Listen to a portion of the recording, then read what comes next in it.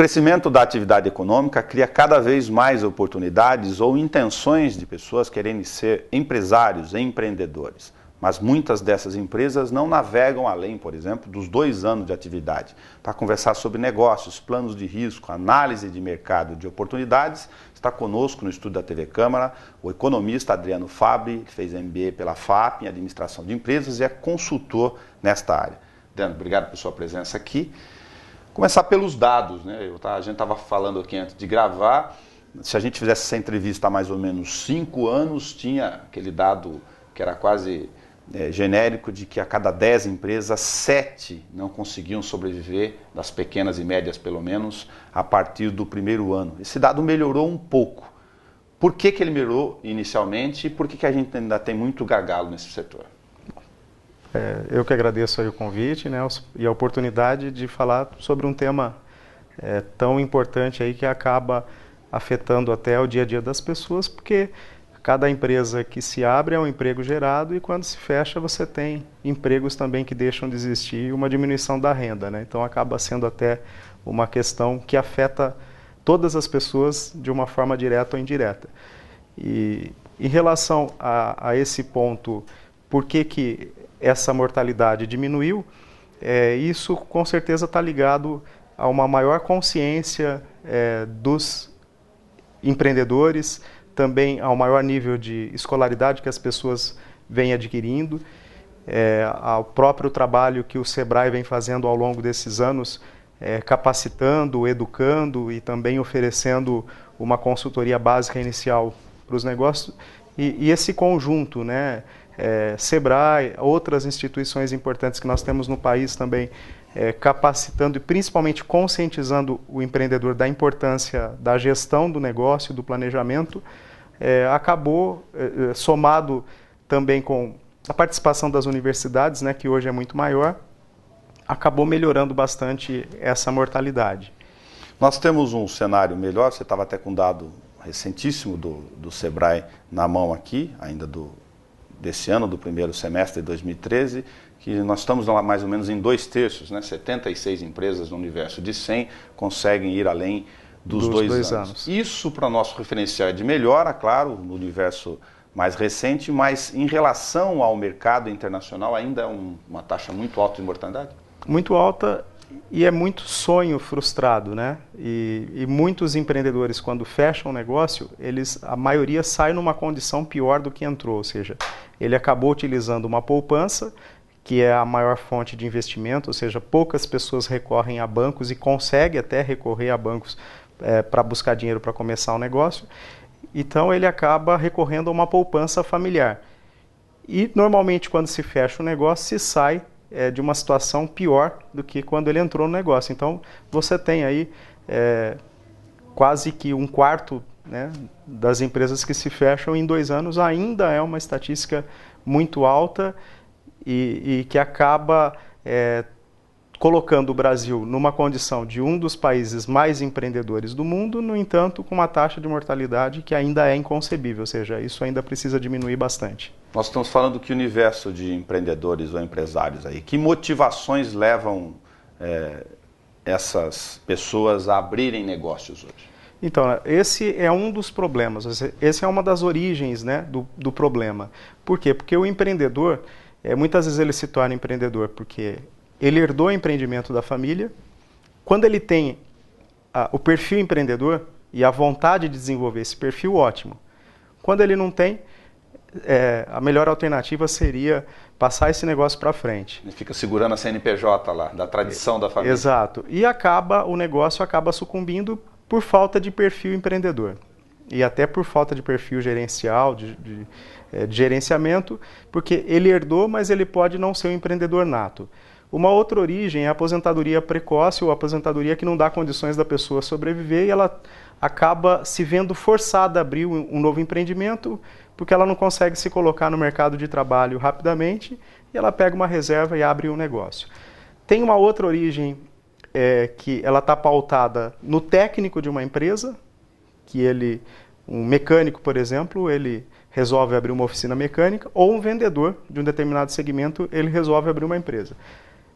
Essa origem ela já tem um lado positivo, que é justamente o conhecimento de mercado, no caso do vendedor, e o conhecimento técnico, no caso do técnico de empresa, no caso do mecânico, por exemplo.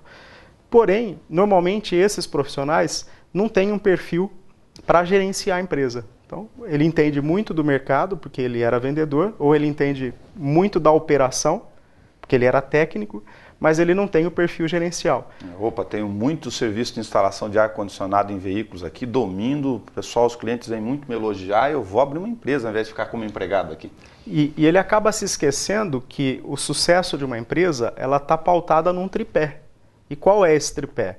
Um é a competência técnica, que no caso do técnico do ar-condicionado ele teria, né? O outro é a capacidade administrativa. E o outro ter um perfil empreendedor, que é um perfil que todo empreendedor bem-sucedido possui, independente da região que ele esteja no país e até mesmo do mundo. Ou seja, o empreendedor japonês bem-sucedido, ele tem um perfil muito parecido com o empreendedor brasileiro bem-sucedido. Então, dá para tentar caracterizar um pouco esse perfil? Dá. Uma das características, e talvez a primeira delas, é planejar tudo o que vai fazer. A outra é buscar informações a respeito do que vai fazer para deixar esse planejamento consistente. Porque a gente quer fazer, às vezes, o planejamento sentado, né, e até com pesquisas na internet, e sem sair a campo, e sem verificar, sem checar, sem ter o sentimento prático da atividade. Prezar pela qualidade em tudo que vai fazer é uma outra característica do empreendedor bem-sucedido.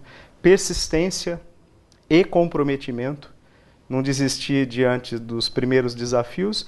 E comprometimento, que é você estar disposto a trabalhar aí 10, 12 horas por dia, pelo menos nos primeiros 5 anos de atividade, até o negócio aí começar a rodar de forma consistente.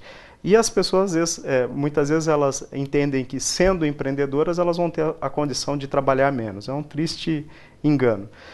Uma outra característica do empreendedor bem-sucedido é buscar sempre ter autonomia em relação ao próprio mercado, ou seja, ter uma estratégia que ele não dependa de um cliente só, de um fornecedor só, e muitos empreendimentos acabam se pautando em cima desse tipo de condição, e ele acaba perdendo autonomia. Ele tem um negócio bem sucedido, mas que o sucesso não depende mais só dele.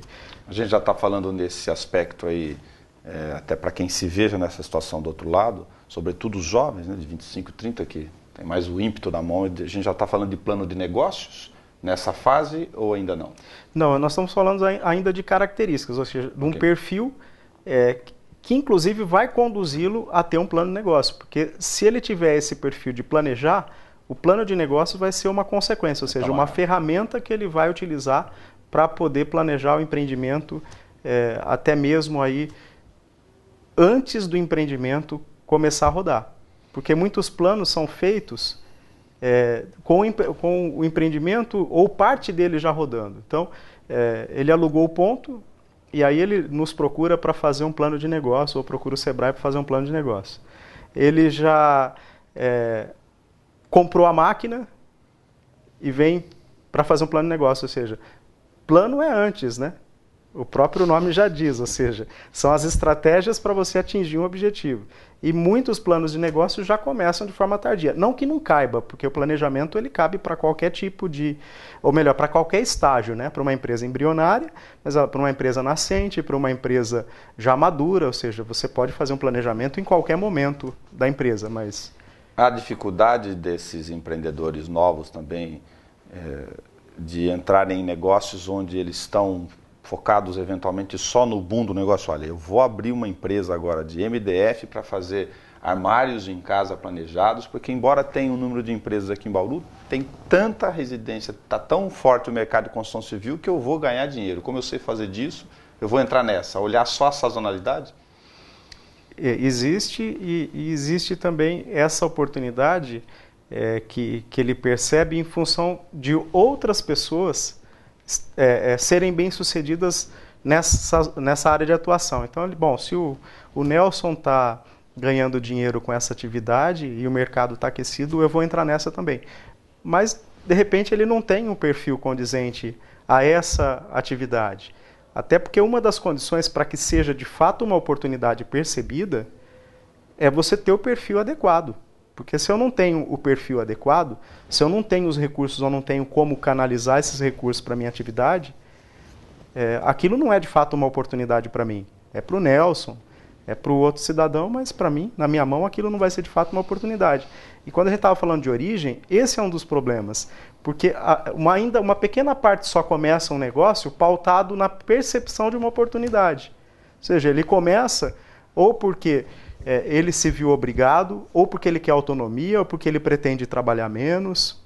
Então, ou seja, isso não é perceber uma oportunidade. Os motivadores dele que estão por trás não são aqueles que preencheriam a condição ideal. Não, até porque ele vai ter depois que desenvolver o potencial do negócio durante, e às vezes não dá tempo, ele não tem recursos suficientes para isso, e acaba quebrando, entrando nessa estatística aí vamos colocar a nível nacional, 22%, ou melhor, 24%, e na região sudeste, 24%, ou seja, quase um quarto. Né? E ainda tem muito, você falou do chão de fábrica, do operador, enfim, aquele que está no serviço, no dia a dia, de falar, puta, eu vou deixar de ser empregado, eu quero ser patrão. Basicamente como esse elemento fundamental? Ainda tem. De mudar só a relação dele com o trabalho? Tem esse fator motivador, e isso, quando ele tem uma visão de toda a operação, pode dar certo, pode ser positivo. Agora, quando ele está pautado somente numa parte da operação, ou seja, naquilo que ele domina, e até mesmo a gente vê muitos empreendedores que saíram do chão de fábrica, são bem-sucedidos, têm uma empresa de sucesso, mas ainda a gestão é precária. Você vê até médias e grandes empresas que tiveram essa origem e que pecam na gestão empresarial. E isso é um dos fatores que impede que ele tenha ainda um maior crescimento ou que coloca tudo que ele construiu em risco. Deixa eu pegar uma outra ponta apenas como raciocínio aqui. A gente enfrenta, por exemplo, em Bauru nos últimos anos, a entrada de muitos empreendimentos na área de atacadista. E é muito comum eu ouvir na redação do jornal, quando está conversando com empreendedores ou gentes em eventos de vários segmentos, fala, olha, Bauru está crescendo muito, porque um cara desse porte não vai colocar uma empresa desse gênero aqui sem ter analisado o mercado. Eles pressupõem já, de forma leiga, de que esses grupos analisaram a capacidade de consumo, enfim, market share, uma série de elementos para botar investimento aqui. E de forma leiga, miram nessas questões para abrir o seu próprio negócio. É um erro isso ou não? Tem sentido? Olhar o que está no entorno das grandes empresas que estão se instalando, dentro ou não do segmento dele? É óbvio que isso é um sinal importante e com certeza esses grandes grupos, antes de virem para Bauru, né, com suas unidades, fazem um planejamento, analisam o potencial de mercado. Não dá para a gente imaginar que não seja feito. Sim. Eles deram um chute no escuro aqui. Não dá para imaginar porque são investimentos grandes de empresas já estruturadas, que têm um foco em gestão mais forte. No entanto, a minha visão pessoal não pode estar pautada nisso. Ela tem que estar pautada, primeiro, se eu vou ter condições, se eu tenho esse tripé, que é esse perfil empreendedor, e o perfil empreendedor pode ser desenvolvido, se eu tenho capacidade de gerenciar, e se eu vou ter depois competência técnica para executar. Segundo, que essa percepção, ela pode ser válida na visão macro, ou seja, ela pode ser válida, por exemplo, para o atacado, mas não significa que aquela unidade de negócio menor, ou seja, aquilo que ele está focando, vai ser bem sucedido porque tem mercado para o macro, ou seja, para o atacadista que tenha para o varejo também que ele está percebendo oportunidade. Então, isso tem que ser analisado com muito cuidado. Não é um sinal claro, não é uma evidência clara de que tudo que eu vá montar na cidade vai funcionar. Vai dar certo porque a cidade está em ascensão, ou seja, está no momento próspero e está mesmo. Não significa que eu não tenha que ter todos os cuidados que nós estamos discutindo aqui. Agora, está falando de perfil de empreendedor. É formado, pode ser formado esse perfil? Ou é uma análise de identificação com todos esses elementos de estudo que você faz no dia a dia? É possível fabricar, no bom sentido, um empreendedor? É possível. Até um tempo atrás, acreditava-se que não era possível, ou seja, ou você nasce empreendedor ou você está fadado a ser funcionário, a ser um colaborador, não tem a chance de empreender. Não, hoje já se concebe que é possível desenvolver o perfil empreendedor, sim. E a gente tem até algumas constatações para isso. Uma delas é um estudo que uma psicóloga chamada Marina Femin ela fez e ela percebeu que entre os empreendedores bem-sucedidos existe um perfil que é próprio, como a gente já citou, e mais do que isso, ela percebeu que esses empreendedores bem-sucedidos, eles já fracassaram algumas vezes antes de desenvolver esse perfil. Então, se eu mudo o comportamento, a partir do momento que eu tenho uma experiência negativa, eu também posso mudar o comportamento através de práticas de mercado, através de escolas de empreendedorismo. Então, hoje, existem seminários de desenvolvimento empreendedor e que as pessoas realmente têm uma transformação em termos de comportamento após esses seminários. E tanto é que a disciplina empreendedorismo, que se a gente for falar 20, 30 anos, não se ouvia falar, né, nesse termo até empreendedorismo, hoje ela está presente na maior parte dos cursos universitários, principalmente nos relacionados à área de gestão, é praticamente uma disciplina obrigatória. Então, o empreendedorismo hoje, ele se tornou uma disciplina do curso de administração, de economia, de contábeis e de muitos outros cursos, né? Tem até a universidade que coloca o slogan relacionado a empreendedorismo. Nós fizemos uma entrevista aqui de uma psicóloga cognitiva, né, que é uma área, enfim, da psicologia, onde ela tem uma palestra específica para análise de comportamento do patrão, do empresário, daquele detentor do negócio, em relação ao seu ambiente de trabalho e identificando, à medida que vai fazendo uma terapia mesmo em relação a isso, quais são os elementos negativos ou prejudiciais que derrocam ou não o universo do seu serviço no dia a dia, do seu sucesso ou insucesso, né? Sem dúvida. Agora, existe um caminho para você poder desenvolver o perfil empreendedor, né? O primeiro passo é você conhecer quais são as características empreendedoras, ou seja, o que é esse perfil. O segundo momento, o segundo passo é você estar motivado para poder mudar comportamento. Porque não adianta que eu deseje que você mude o comportamento se você não estiver disposto. E o terceiro passo é praticar. Só que existe a prática na escola, né, e existe a prática no mundo dos negócios. Então é ideal que se pratique na escola, que lá você não perde dinheiro, né? Lá você não perde a sua poupança. Que peso tem aquilo que a gente via muito no passado, o chamado erro da empresa familiar nessa questão aí? A gente está falando aqui de empresas que têm sucessos ou não insucessos, tem a questão do perfil, mas simplesmente pela questão da hereditariedade, uma questão da carga emocional ainda de transferência de uma mesma marca e de um negócio dentro da própria família. Olha, a empresa familiar ainda ela domina a maior parte das organizações no mundo. Então, se a gente for ver dos grandes empreendimentos bem-sucedidos, a maior parte, e mais de 70%, são de empresas familiares. Então, o problema não está na origem e não está na família. Não é consanguíneo. Não, o problema está na falta de profissionalização. Por isso que muitas empresas familiares têm problemas na troca de geração. Por quê? Porque quando você passa de uma geração para outra, existe às vezes um aprendizado que não é transferido. Por exemplo, a cultura da empresa, que o fundador tem total domínio, às vezes a segunda geração não tem. Todo o sofrimento que ele teve para construir o patrimônio, a segunda geração não tem. E a terceira, às vezes, menos ainda. Até porque a segunda assistiu o sofrimento da primeira para poder construir o patrimônio, todo aquele comprometimento.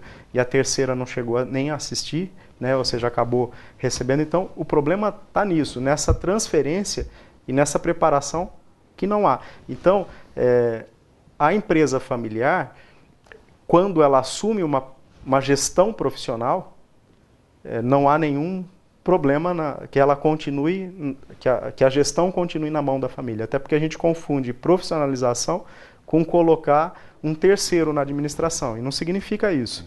Significa você ter alguém da família, até mesmo preparado para fazer uma gestão profissional.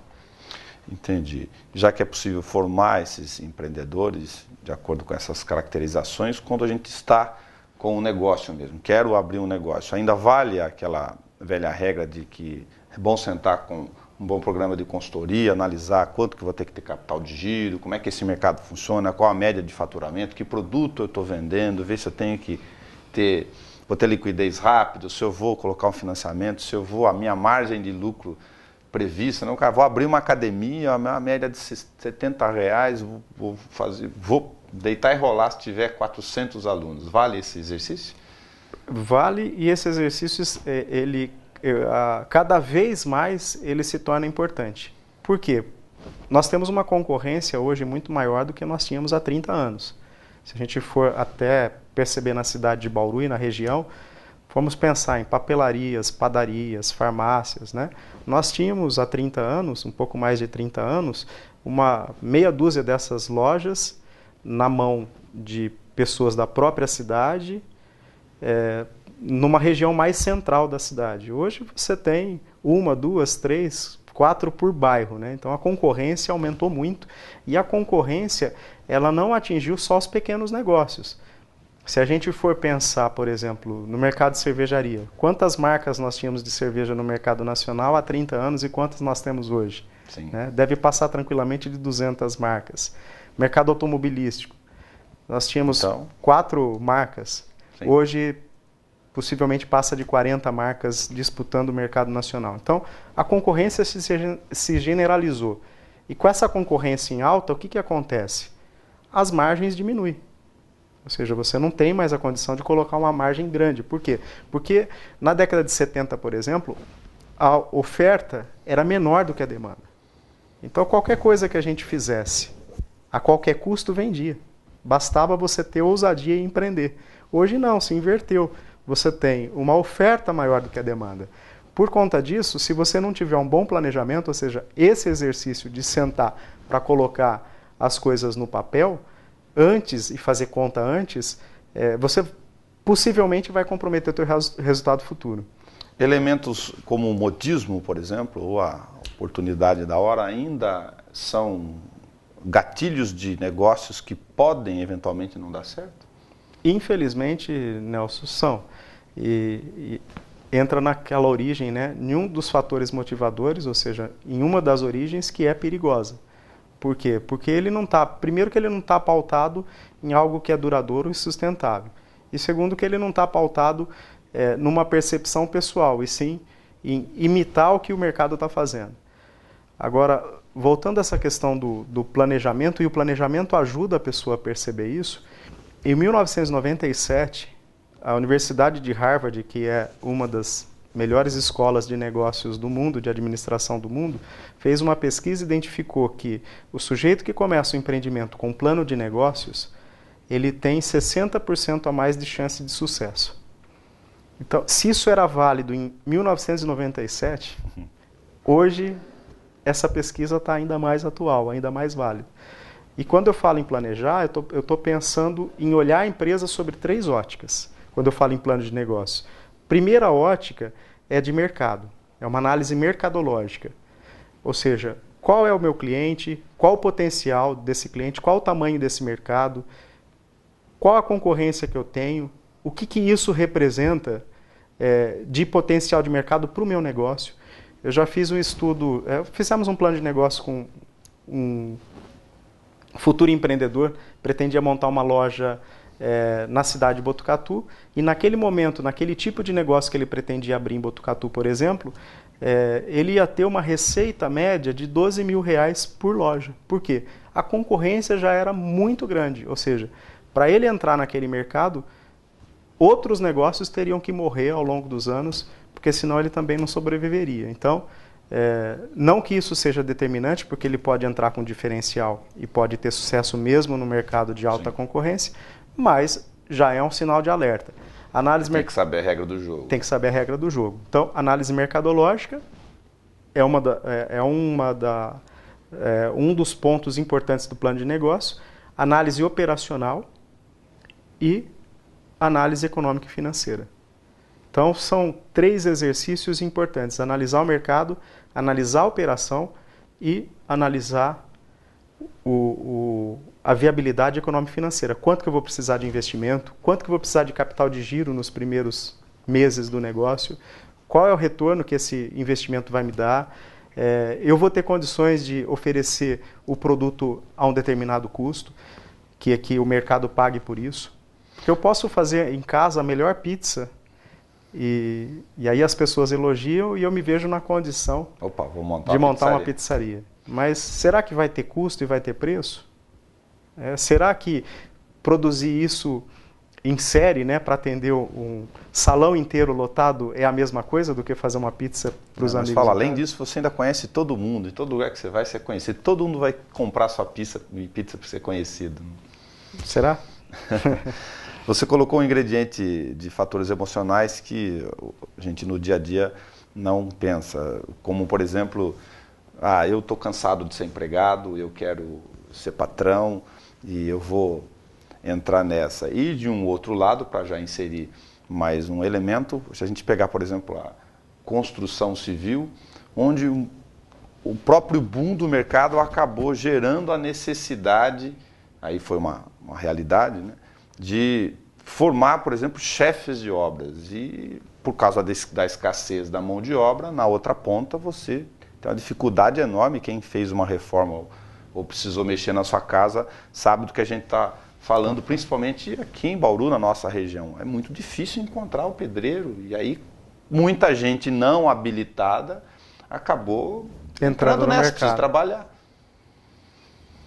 Como que fica esse tipo de realidade? Se você vai fazer um negócio nessa área, de não também se deixar levar por esses fatores, isso, falando dos ingredientes emocionais, eles também têm que ser levados em conta. Sem dúvida. Até porque um dos fatores, né, de produção, um dos fatores de qualquer negócio é a mão de obra. Você tem 3 fatores clássicos, né? Capital, matéria-prima e mão de obra. O capital tem o mesmo custo, em média, para a maior parte das pessoas, dentro do mesmo porte, pelo menos, né? Se eu tenho o mesmo porte de investimento, eu consigo captar recursos no mesmo custo que você. É óbvio que se um grande investidor consegue captar recurso num custo mais baixo.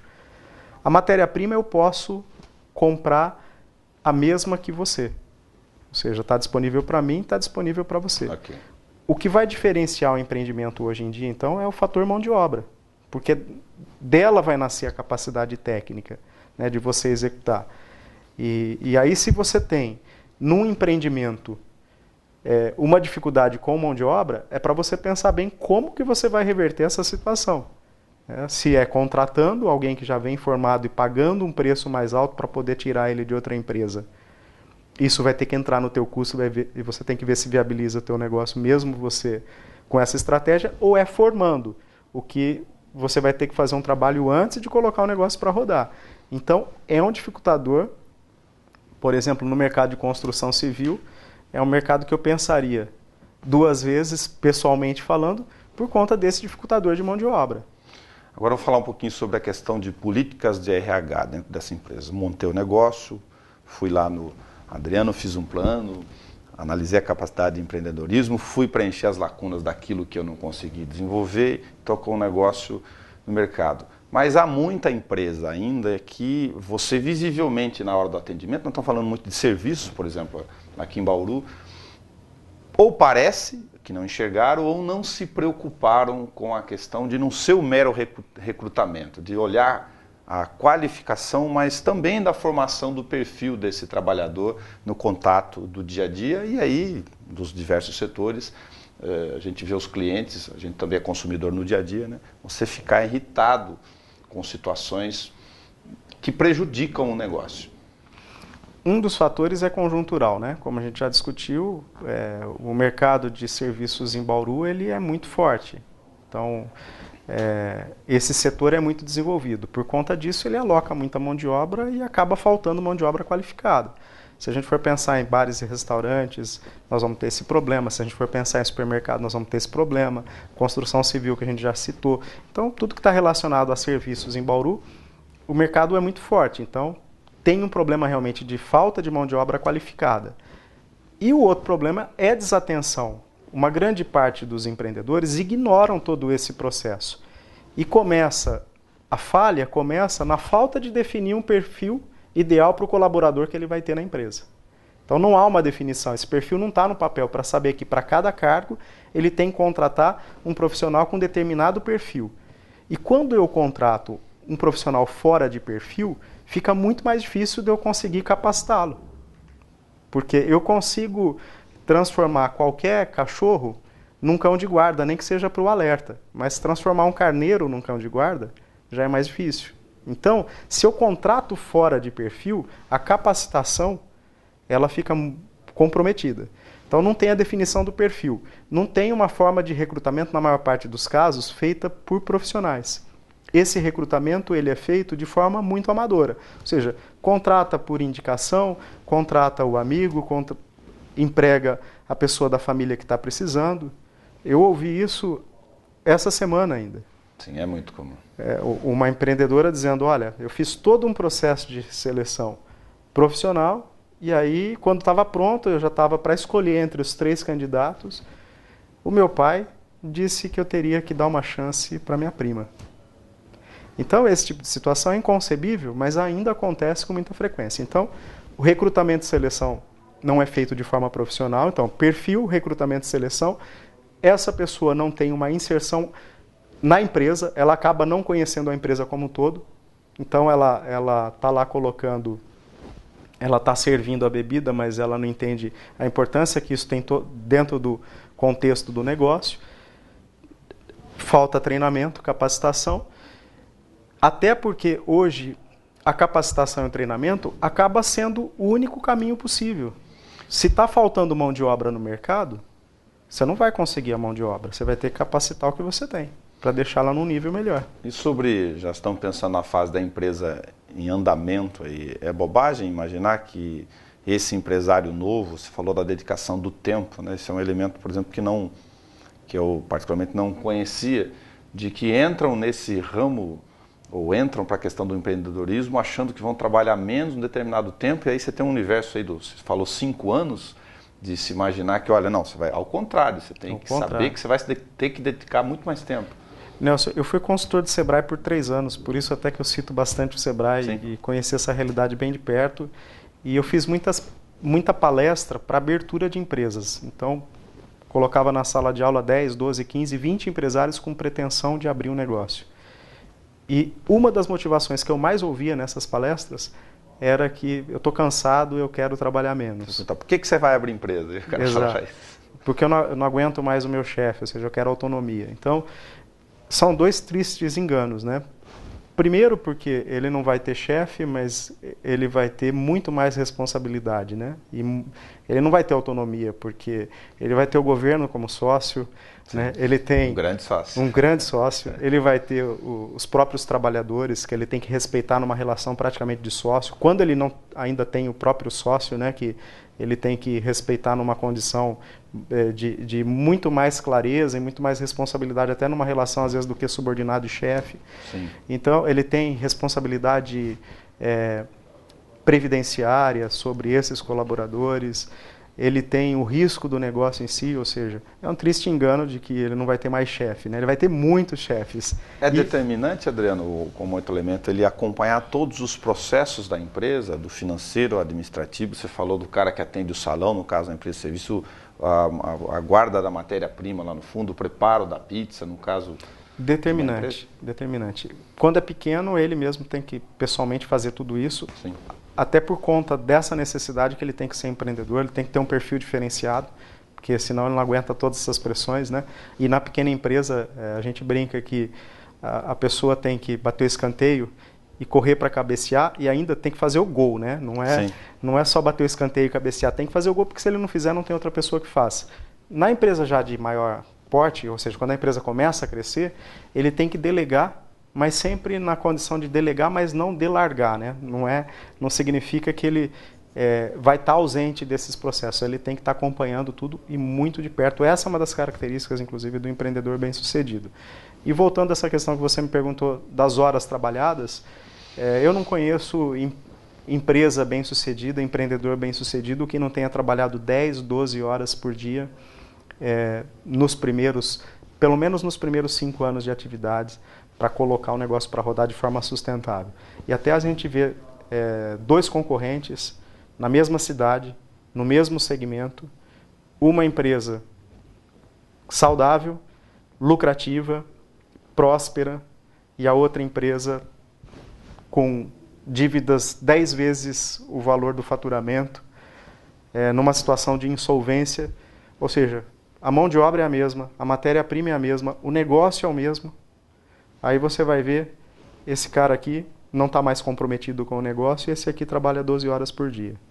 Então, assim, a gente está cansado de conhecer esse tipo de realidade. Então, quando a gente fala em comprometimento como atitude empreendedora, é você estar disposto a trabalhar 10, 12 horas por dia e até mesmo, não necessariamente que você tenha que ter para o resto da vida essa jornada de trabalho, mas que quando for necessário, que você esteja disposto a ter um sacrifício, até mesmo pessoal, para poder superar uma adversidade.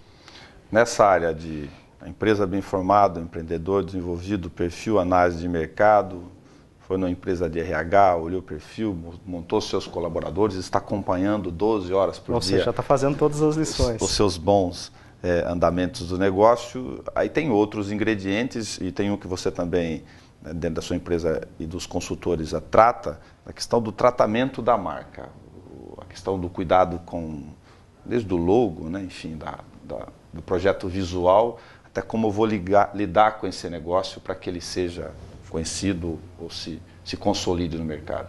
Esse é um dos pontos que apareceu muito até em pesquisa, quando você analisa por que a empresa fechou. É descuido com o marketing da empresa e a marca está dentro do marketing, né? A gente pensa em marketing muitas vezes como propaganda. Na verdade, o marketing é muito mais amplo que isso, né? O marketing está relacionado ao próprio produto, a preço, a localização, a forma que você vai promover o produto, ou seja, a propaganda é um dos pontos e a marca é uma dessas condições. E há um descuido em relação a esse fator que também acaba penalizando, né? Agora, o que ajuda a construir uma boa marca é o bom atendimento. Hoje não tem nada mais sustentável e nada mais forte do que você ter um bom atendimento. Isso vai promovendo de forma mais lenta, mas vai promovendo a empresa de maneira sustentável. É óbvio que na condição de você ter uma divulgação e um trabalho em cima dessa marca, ajuda e ajuda muito. Agora, o que a gente percebe muito, que às vezes o empresário ele quer trabalhar a marca, mas ele não tem um plano de negócios antes, ou seja, ele não tem a base, ele não tem a estratégia. Então, a gente se depara muito, né? A gente trabalha com consultoria na área financeira e o empresário nos questiona, quanto que eu posso gastar em propaganda?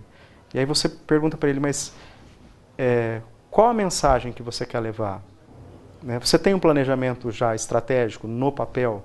Você tem as estratégias? Onde você quer chegar? Quais são os seus objetivos? Qual que é o teu público-alvo? Já está bem definido? Então você tem questões estruturais e básicas para serem discutidos antes de você fazer qualquer trabalho em cima da tua marca. Né?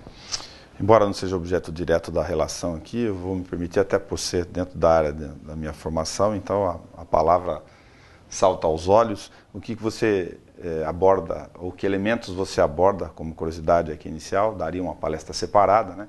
Uma entrevista separada, quando você trata em palestra sobre comunicação sem conflitos? A comunicação sem conflitos, ela depende, primeiro, de você entender de comunicação em si, né, de você entender que comunicação, você tem a mensagem, tem o canal, tem o emissor, tem o receptor, entender isso na base, e depois você trabalhar isso de forma interna na tua equipe, para que você tenha conflitos trabalhados de maneira positiva. Até a gente brinca no tema desse curso Comunicação Sem Conflitos, quando a gente começa a trabalhar esse assunto, a gente diz, bom, primeiro que vocês foram enganados, porque comunicação sem conflitos não existe. sempre vai haver conflitos. A questão é o empresário conseguir transformar esse conflito em positivo para a empresa. Ou seja, mesmo eu tendo conflito com o Nelson, conflitos de ideias, às vezes até mesmo de alguns valores de pensamento, a gente pode trabalhar num único objetivo. Então, isso é o que os grandes técnicos de futebol conseguem com os seus grupos, né? Não é não ter conflito, consegue trabalhar o conflito de maneira que, mesmo tendo conflito, a pessoa trabalhe com um único objetivo. Então, esse é um dos pontos fundamentais.